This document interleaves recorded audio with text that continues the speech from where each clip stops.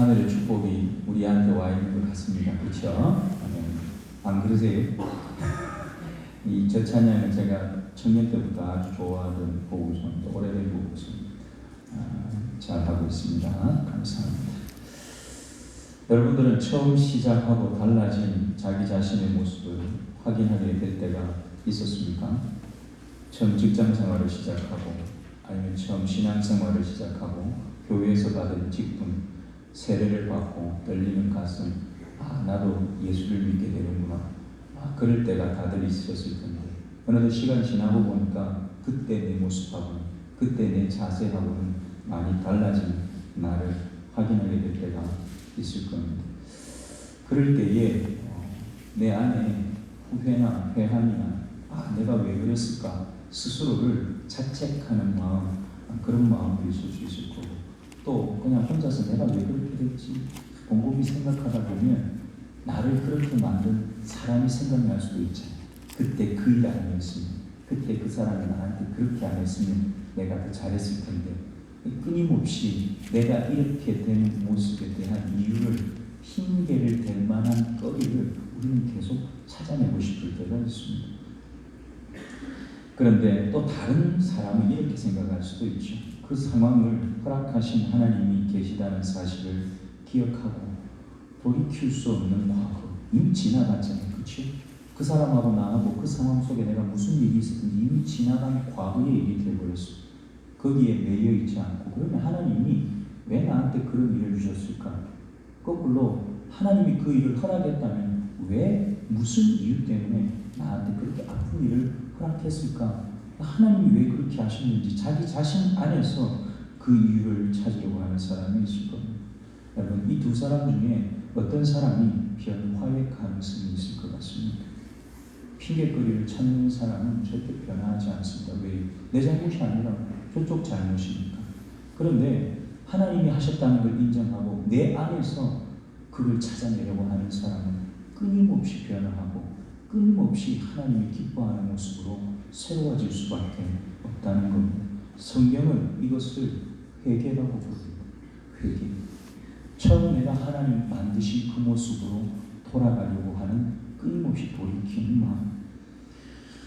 우리 공동체가 감당해야 하는 세대를 뛰어넘는 신앙의 지속성, 또 변화. 그 변화는 한 사람의 인생에서 일어나는 그 일에 비해서 훨씬 더 많은 변수와 어려움이 있습니다. 내 인생이야. 내가 듣고 내 스스로 결단하면 되는데, 어떻게 내가 이 경험한 걸 또 내 뒤에 서 있는 사람들에게 어떻게 하면 전해줄 건가? 그냥 하던 대로 나는 그냥 내 하던 일을 하고, 그냥 내 뒤에 오는 사람들은 자기 일을 하고, 그러면 저절로 되면 좋겠는데 그렇게 되지를 않는다고 하는 겁니다.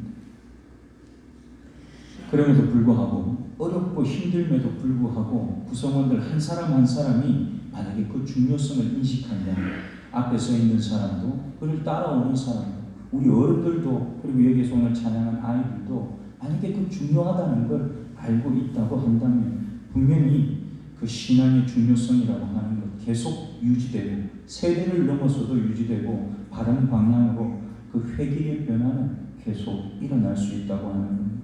근데 우리가 오늘 본문에서는 안타깝게도 그 일에 실패하는 이스라엘을 우리가 마주하게 됩니다.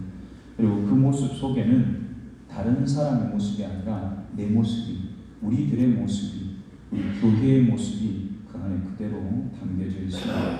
제가 오늘 제목을 울었고 아무 일도 없었고 더 나빠졌다, 이렇게 제목을 정했습니다. 오늘 본문이 그렇게 세 단계로 되어 있습니다. 첫 번째 단계는 울었고, 두 번째는 별일 없었고, 세 번째는 더 나빠진 현재의 모습이 나옵니다. 그러나 오늘 저와 여러분의 우리 신앙생활의 결론은 울었고 결단했고 매일 느리지만 새로워지고 있다, 그렇게 성령의 인도하심이 있다, 그렇게 결론이 나기를 간절히 소원합니다. 오늘 본문에 보면 중요한 지명이 두 군데가 등장을 합니다. 어디하고 어디냐 하면 길갈이라는 지명과 보김이라고 하는 지명입니다. 여러분, 길갈이라고 하는 지명 여러분 언제 보신 것 같습니까? 기억이 안 나시죠? 여호수아서에서 이미 나왔습니다. 여호수아서에서 여호수아가요 3장에서 5장을 보면 이스라엘을 이끌고 첫 번째로 요단강을 건너가서 이제 첫 번째 그 광문이 여리고성을 차지하는 장면이 나옵니다. 그때 길갈이 등장을 합니다. 여리고성 점령하고 갈 때 요단강 어떻게 건너는지 기억나십니까? 요단강이요 그때가 요단강이 범람할 때입니다. 비가 많이 와서 요단강이 비가 안 오면 실제로는 우리 요 앞에 있는 개울가처럼 그런 강이 별로 깊지도 않습니다. 그런데 비가 많이 오면 우리 비 올 때 앞에 강 보셨죠? 저 앞에 있는 하천 조그만 하천도 비 올 때는 거기 못 건너갑니다. 거기 건너가다가 죽습니다. 요단강이 그럴 거 아니에요. 지금 현재 상황. 그런데 하나님께서 제사장들로 하여금 하나님의 언약궤를 메고 첫 발을 그 안에 내디딜 때에 요단 강물이 흘러내려오던 게 끊어지고 저쪽 위쪽에 요단 강물이 다 멈춰서는 기적을 경험합니다. 그리고 그 마른 땅으로 이스라엘 백성들이 요단강을 건너가요. 요단강을 건너가고 난 다음에 여호수아가 하나님께서 우리에게 베풀어 주신 이 기적을 기념하라. 그래서 각 지파별로 돌을 하나씩 주셔가지고 그 돌을 그 요단강을 건넌 다음에 세워놓습니다. 비석을 세운 거지. 하나님께서 하셨다. 그러면서 뭐라고 하느냐. 나중에 너희 후손들이 이 돌 보고 아버지 이게 뭡니까? 라고 물어보면 하나님께서 우리에게 행하신 일을 전해줘라. 그걸 기념하기 위해서 세웠다고 얘기해줘라. 그 기념 비석으로 그 12개의 돌을 세웁니다. 그리고 거기에 이름을 뭐라고 주느냐. 길갈이라고 이름을 짓습니다. 길갈이라는 이름 원래 뜻이 굴러간다는 뜻입니다.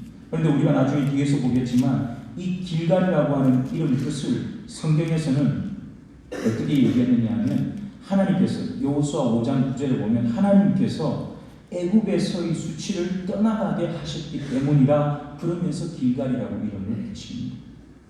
더 이상은 애굽에 있을 때처럼 종노릇하고 그들이 섬기는 신을 억지로 섬겨야 되고 그런 상황이 아니라 내가 주인으로 떳떳하게 내 하나님을 섬기는 백성으로 살아갈 거다. 옛날 수치는 떠나갔다. 그래서 길갈이라고 이름을 지었습니다.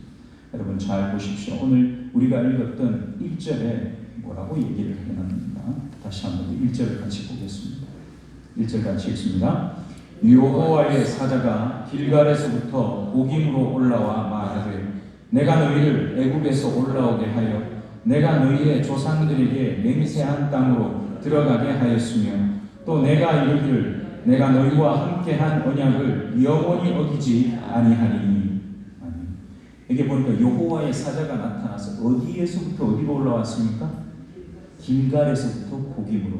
지금 이 얘기를 듣고 있는 이스라엘 백성들은 그러면 길갈에 있습니까? 복임에 있습니까? 어디에 있습니까? 복임에 있는 거죠. 복임에 올라와서 얘기했습니다. 제가 방금 말씀드렸습니다. 길갈이라고 하는 곳은 하나님께서 이스라엘과 새롭게 언약을 맺으시는 곳입니다. 하나님이 얼마나 위대한 일을 했느냐. 와, 나를 구원하신 그 하나님 너무 감사하고 행복하다. 감격이 있는 데가 길갈입니다. 그런데 그걸 건너고 난 다음 이스라엘이 뭘 한 줄 아십니까? 전쟁이 바로 코앞인데 적들이 바로 눈앞에 있는데 뭘 하느냐? 할례를 해요. 할례는 그걸 받고 나면 남자들이 한 일주일은 꼼짝을 못합니다. 그럼 적이 쳐들어오면 다 죽습니까? 삽니까? 죽는 겁니다. 그런데 하나님이 그 요단강을 건너게 한 다음에 그 자리에서 할례를 하게 합니다. 그런데 이스라엘 백성들이 그 일에 대해서 저요 하나님 왜 이러십니까? 지금 전쟁해야 되는데 할례하면 어쩌자는 겁니까? 우리 보고 죽으라는 겁니까? 이런 사람이 단 한 사람도 없었습니다. 하나님이 할례를 명하셨을 때에 모든 이스라엘 남자들, 전쟁에 참여해야 될 이스라엘 남자들은 기꺼이 그 할례를 다 받았습니다. 피의 언약입니다. 피의 언약이고 절대적인 신뢰입니다. 내가 지금 이 할례를 받고 못 움직여도 절대로 대적이 우리를 치게 하지 않으실 것이다. 하나님께서 우리가 이 시간을 지날 때까지 반드시 우리를 보호하실 것이다. 그 하나님에 대한 신뢰가 있는 행위가 그 자리에서 받았던 할례입니다. 여러분 길갈이라고 하는 자리는 이스라엘이 하나님과의 가장 행복하고 가장 깊고 절대적인 신뢰가 있었던 자리가 길갈이었습니다. 그런데 그 길갈에서 오늘 복임으로 올라왔습니다. 복임 이름 뜻이 뭔지 아십니까? 복임은 우는 자들이라는 뜻이 있어요. 우는 자들. 왜 울까요? 오늘 본문에서 복음이라고 하는 것에 대해서 이렇게 얘기를 합니다. 2절 후반부부터 3절에 보면 이렇게 얘기하신 장면이 나옵니다. 제가 읽어드릴 테니까 그냥 들으시기 바랍니다. 너희가 내 목소리를 듣지 아니하였으니 어찌하여 그리하였느냐. 그러므로 내가 또 말하기를 내가 그들을 너희 앞에서 쫓아내지 아니하리니 그들이 너희 옆구리에 가시가 될 것이며 그들의 신들이 너희에게 올무가 되리라. 아멘. 이게 무슨 말입니까? 하나님께서 복임에 올라와서 이스라엘에게 하는 얘기는 왜 나하고 한 약속을 지키지 않았느냐? 질책을 하십니다. 너희가 내 앞에서 다 쫓아내지 못한 그 백성들이 너희에게 올무가 되고 가시가 될 거다. 내가 분명히 그들의 주상을 다 없애라고 했는데 너희들이 그들과 타협하고 남겨놓은 그들의 우상 신들이 너희 옆구리에게 가시가 되고 올무가 될 거다. 하나님께서 이스라엘 백성들에게 그렇게 지금 얘기하시는 거예요. 복임에서의 삶이 바로 그 삶입니다. 지난주에 말씀드렸죠. 계속 성경을 읽는데 쫓아내지 못하였으니 계속해서 쫓아내지 못한 장면이 끊임없이 나옵니다. 타협하고 또 타협하고 이만큼 하면 됐지, 이 정도 하고 대충 서로 잘 살아야지.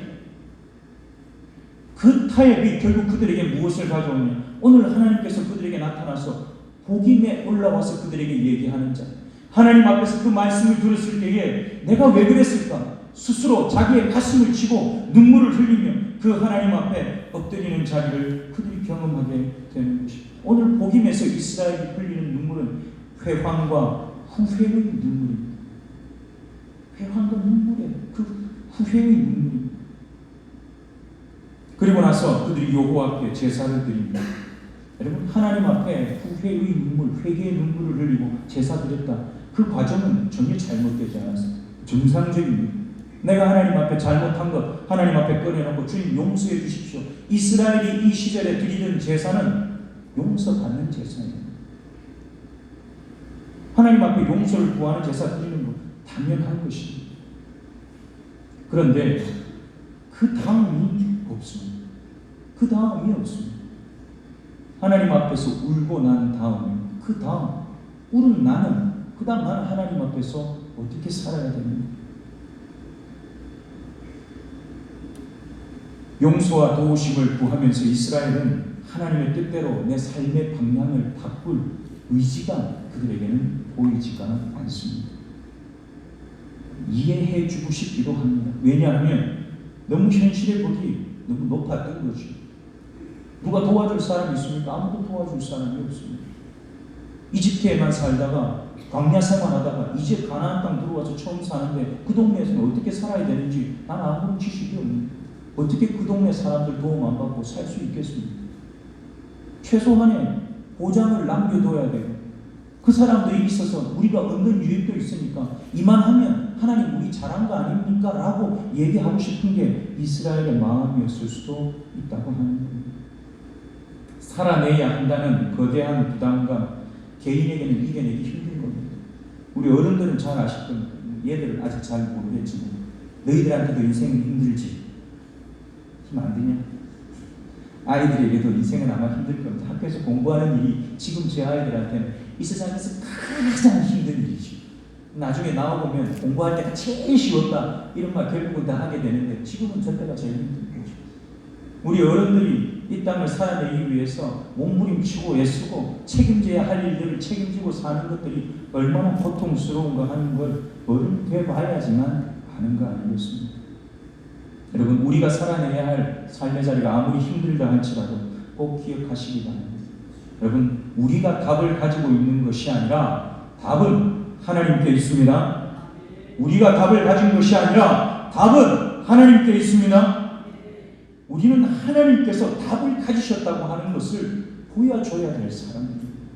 하나님께 답이 있다고 하는 걸 우리가 보여주지 않으면 도대체 누가 보여줄 수가 있다는 겁니다.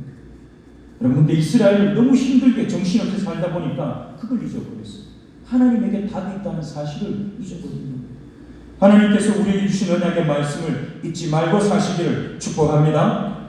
그러나 어쨌거나 그 우리가 가진 연약함 때문에 우리는 예배하면서도 또 눈물을 흘리면서도 우리는 고민합니다. 어떻게 하면 되지?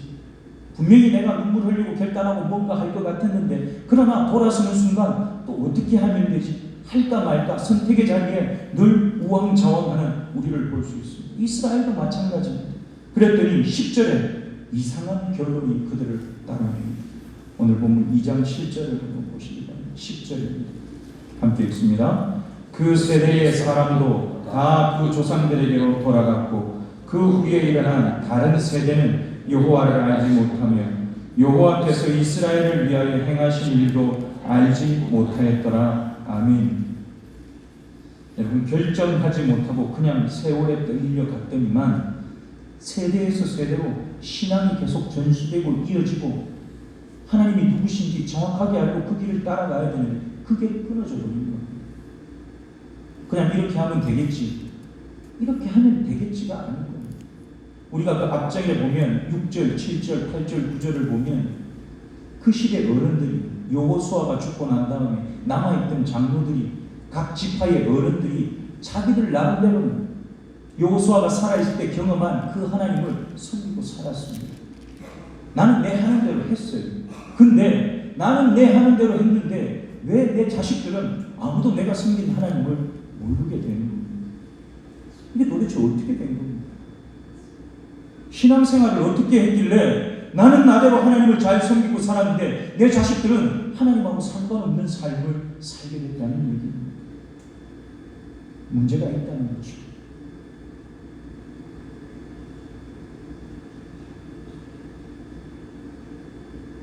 분명히 나는 하나님의 말씀에 그 명령에 순종하려고 애쓰고 노력하고 살았는데 다음 세대를 보니까 이 다음 세대는 완전히 다른 세대가 되어버렸습니다. 내 바톤을 이어받은 다음 세대가 아니라 내 바톤은 어디 갔는지 없고 완전히 다른 세대가 되어버렸다. 그렇게 얘기를 합니다. 여러분, 이런 현상이 오늘 우리 세대에는 없으리라고 우리가 얘기할 수 있습니다. 우리 스스로를 한번 돌아보십시오. 과연 내가 경험한 그 하나님을 향한 간절한 마음, 그 하나님과 내가 경험했던 그 깊은 경험의 시간들은 우리 자녀들에게도 그대로 손에 바톤이 쥐어지듯이 그렇게 연결되어지고 있는가? 그 다음 이스라엘을 기다리는 것은 더 나빠진 다음 세대의 신앙 상태입니다. 오늘 본문 11절에서 13절을 보니까 이렇게 쓰고 있습니다. 한번 같이 보겠습니다. 11절, 12절, 13절 세 절입니다. 함께 읽습니다. 이스라엘 자손이 여호와의 목전에 악을 행하여 바알들을 섬기며 애굽 땅에서 그들을 인도하여 내신 그들의 조상들의 하나님 여호와를 버리고 다른 신들 곧 그들의 주위에 있는 백성의 신들을 따라 그들에게 절하여 여호와를 진노하시게 하였으되 곧 그들이 여호와를 버리고 바알과 아스타롯을 섬겼으므로. 아멘. 아까도 말씀드렸지만 가나안 땅의 토착 신앙과 섞이기 시작했는데 나중에는요 무엇이 진짜 하나님인지도 구별할 수가 없게 되었다고 합니다. 그래서 바알을 섬기고 아예 하나님을 섬기는 것을 포기하고 주변의 다양한 신들을 섬기는 하나님의 진노를 유발하는 그들의 삶을 살게 됩니다.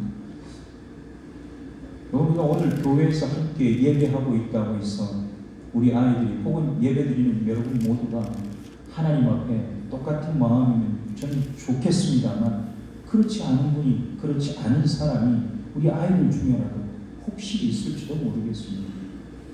여러분, 저 아이들에게 어떻게 하면 하나님이 전해질 수 있겠습니까? 제가 오늘 아동부 예배를 드리면서도 선생님들 너무 고생하고 수고하는 걸 제가 잘 압니다. 아이들이 잘못하니까 선생님들이 혼이 나요. 저한테 아침에 좀 혼이 났습니다. 혹시나 기분이 안 좋으셨더라도 그건 여러분을 탓하는 것이 아니라 아이들에게 제대로 된 것을 주면 좋겠다는 얘기를 제가 드린 거니까 우리 교사들 마음의 상처를 없으시면 좋겠습니다. 아이들에게 그 예수 믿는 의미와 가치를 주어야 되는데 예수 믿는 의미와 가치는 없고 재미만 있는 거예요. 그렇게 되면 안 되는 거예요. 오늘 이 자리에 앉아서 예배드리는 우리 아이들, 저도 이만할 때 중학교 1학년 때부터 고등학교 3학년 졸업할 때까지 저도 어른들 저녁 예배에 성가대를 했었습니다.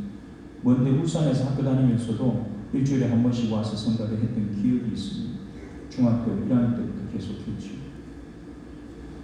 그런데 그 성가대 했던 순간순간이 저한테는 그냥 아무런 의미 없는 순간으로 지나간 적이 없었던 것 같아요. 저를 가르쳤던 교사들이 핏대를 올려가며 지금 네가 부르는 찬양, 이 성가대 자리가 얼마나 귀한 자리인 줄 아냐? 그래서 연습도 무지하게 많이 했습니다. 1시간 연습은 기본이죠. 그것도 안 하고 어떻게 성가대를 서냐? 선생님들한테 늘 그 얘기를 듣고 그렇게 열심히 하고 그 자리가 너무너무 행복했습니다. 그런 걸 아이들에게 우리가 줄 수 없다고 하면 이 아이들은 무엇으로 우리가 이 아이들의 신앙교육을 한다고 얘기할 수가 있겠습니까? 그렇게 하나님이 누군지도 모르고 내가 하나님이 정말 귀한 분이라고 하면서 그 하나님 앞에 드리는 것에 정성을 쏟는 일을 우리도 보여주지 못하고 아이들도 그렇게 하지 않는다고 한다면 이 아이들이야말로 진짜 다른 세대가 된 거죠. 비록 함께 예배하지만 다른 세대인 겁니다. 여러분, 하나님 앞에 예배하는 자리가 귀하다면 그 예배에 우리가 맡은 순서에 하나하나 하나님께 올려드리는 것들이 우리의 진심이 담기고 최선의 노력이 담기고 그렇게 해서 하나님께 올려지기를 간절히 소원합니다. 나중에 성공해서 좋은 영향력 끼치면 되지. 여러분, 그건 하나님이 우리한테 원하는 거 아닙니다. 우리가 성공해서 선한 영향력 어떻게 끼치실 겁니까? 열심히 살면 성공할 수 있다. 그건 우리가 안 해도 세상에 저 밖에서 하는 사람들이 수두룩 빽빽합니다. 우리가 보여줄 건 혹시 성공하든 성공하지 않았든 우리를 통해서 복음이 흘러가게 하는, 예수 믿는 사람이 어떻게 사느냐?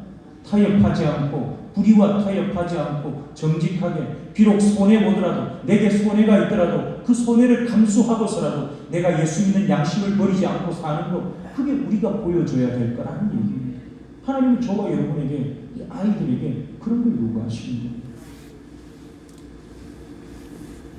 예수 믿는 사람들은 우리를 통해서 복음이 흘러가지 않으면 그것이 무엇이든지 그것은 죄악의 찌꺼기가 될 뿐입니다. 그런데 너무 감사한 것은 하나님께서는요, 하나님을 알지 못하는 세대라 할지라도 포기하지 않으십니다. 너무 감사하지 않습니까? 포기하지 않는 하나님이 내 하나님이라는 사실이 너무너무 감사합니다. 오늘 본문에서 하나님이 포기하지 않으시는 것 어떻게 드러내시는 줄 아십니까? 14절에 보니까 이렇게 얘기합니다.